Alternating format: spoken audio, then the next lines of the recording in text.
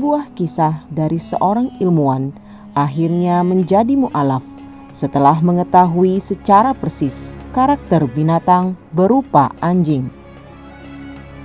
Seorang ilmuwan besar yang mendalami bidang bakteri berkunjung ke Mesir untuk menyekolahkan anaknya. Dan dia sendiri memperoleh pekerjaan dalam bidangnya tersebut. Pada suatu hari, dia membaca sebuah buku hadis yang berhubungan dengan masalah kesehatan. Tiba-tiba, dia tidak percaya ketika membaca hadis Nabi Shallallahu Alaihi Wasallam. Dalam hadis tersebut, tertulis bahwa Rasulullah Shallallahu Alaihi Wasallam bersabda, "Jika seekor anjing menjilat perkakas rumah salah seorang di antara kalian, maka cucilah alat tempat itu sebanyak 7 kali. 1 kali di antara yang 7 itu dicampur dengan tanah." Sejenak ia terdiam membaca hadis itu. Dalam dirinya mulai timbul pertanyaan-pertanyaan bahwa perintah mencuci 7 kali itu memang harus dilakukan dan merupakan kewajiban. Namun, mengapa Nabi masih menyuruh membasuh tempat itu 1 kalinya dengan tanah? Tidakkah dengan memakai air saja sudah cukup? Pertanyaan itu terus mengganggunya. Kemudian dia mengambil sebuah perkakas rumah dan membiarkannya dijilati oleh anjing. Lalu ia mencuci tempat itu dengan air sebanyak 7 kali.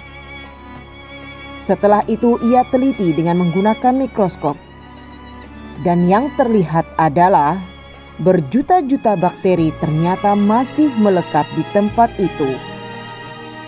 Itu artinya mencuci dengan air tidaklah cukup untuk menghilangkan bakteri atau kuman-kuman penyakit anjing yang melekat di tempat itu. Sekarang dia mencoba sekali lagi mencuci tempat itu dengan tanah. Dan setelah diteliti, ternyata kuman-kuman itu telah hilang seluruhnya. Pertanyaan yang timbul di benaknya adalah, sekarang siapa yang memberitahukan hal ini kepada Nabi Muhammad SAW? Padahal penemuan rahasia bakteri baru diketemukan oleh Pasteur di tahun 1822 hingga 1895. Bukankah jauh sekali jarak antara Nabi Muhammad dengan Pasteur?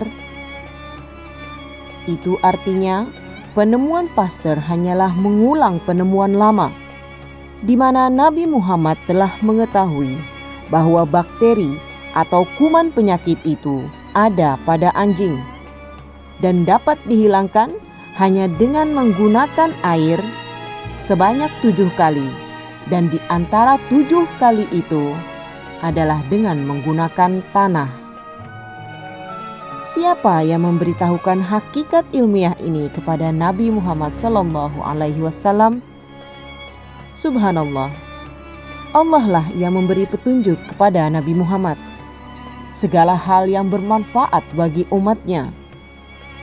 Dan akhirnya keyakinan ilmuwan tersebut memperkuatnya untuk masuk Islam bersama putrinya, yang kala itu ikut bersamanya ke Kairo. Semoga kisah ini dapat menginspirasi kita semua. Amin ya Rabbal Alamin.